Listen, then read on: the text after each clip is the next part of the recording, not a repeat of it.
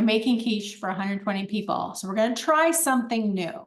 I want to do it in a sheet pan instead of a pie plate. I think this is gonna work. I've got my pie dough from the freezer and it is thawed, and we're gonna roll it out. I'm gonna use 2 pieces of pie dough. I'm thinking that will work great for a half sheet pan. And then I'm gonna make my normal quiche filling, but double it. Come along for the ride. We're gonna see if this works. And I'm not feeding a full piece of quiche to each person. They all get just a little bite. So we're gonna use like a cookie cutter to cut out just like a little round of quiche. I'm really hoping this is gonna work. So let's flour our surface and get rolling on our pie dough.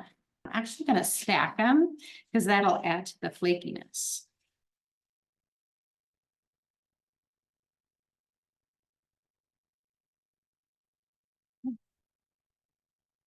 Flour a rolling pin. And here we go. Many of you make quiche this way. I'm thinking it's gotta work.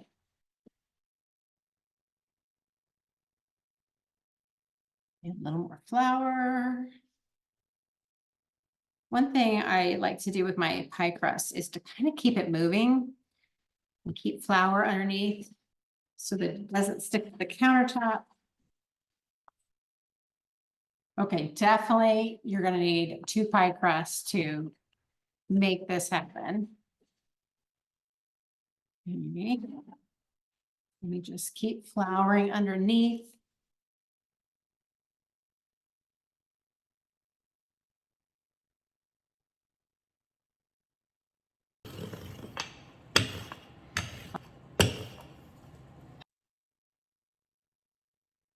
That looks like that's gonna work.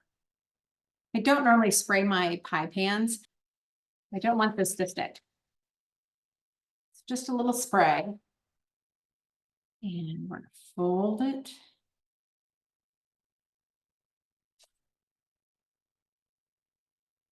Okay, here we go.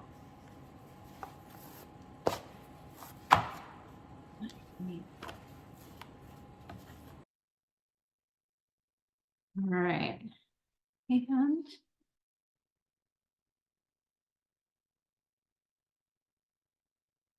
off this edge, just a little bit more down this end.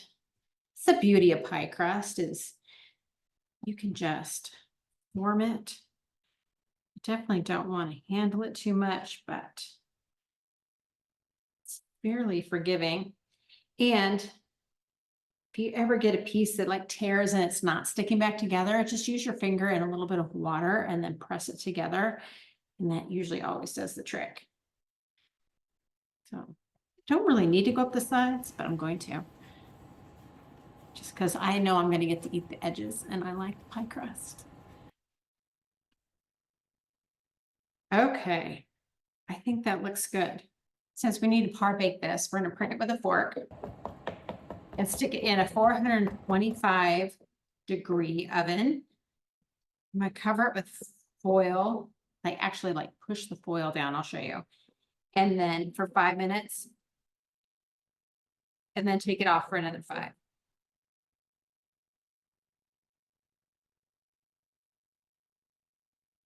This will keep it from getting any real big air bubbles.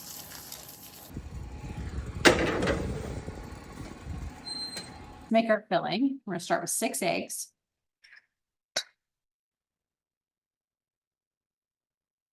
Add a whole cup of milk. And a cup of heavy cream.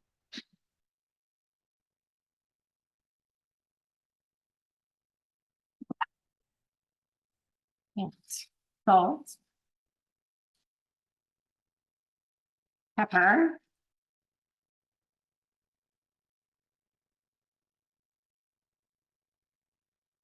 And that's a nutmeg berry. So we're just going to scratch in some nutmeg.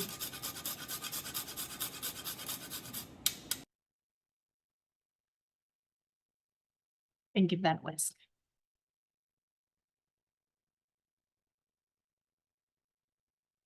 Now, instead of mixing all the filling into the egg mixture, which is what I would normally do if I was making a quiche in a pie pan.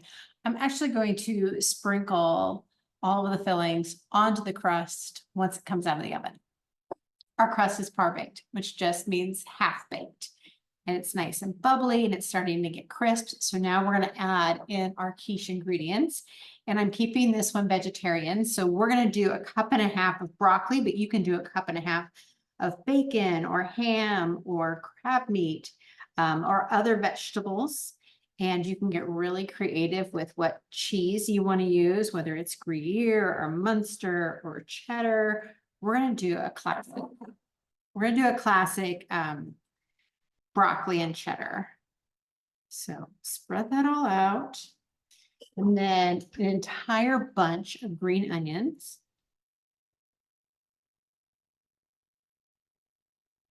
And we're going to use 2 cups of sharp cheddar.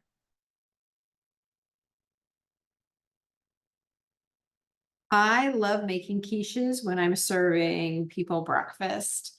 It's such an easy thing to throw together and get in the oven while you finish everything up. I love to serve it alongside a arugula salad and some sliced cantaloupe. Such an easy breakfast.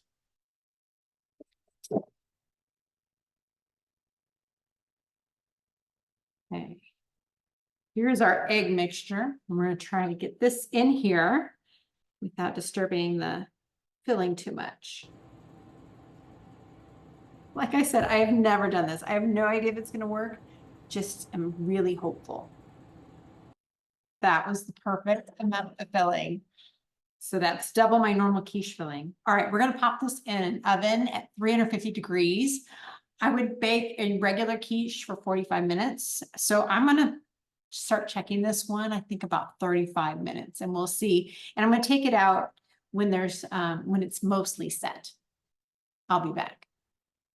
I just pulled this out of the oven. It only took 30 minutes to set. It looks great. So I'm going to let this cool completely.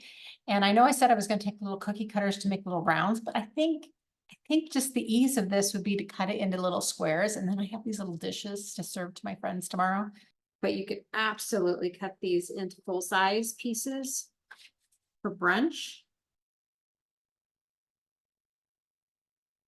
Okay, I'm so glad this worked out. This is going to be a great trick to have on hand for when I need to serve a lot of people a lot of food and don't feel like making a traditional quiche.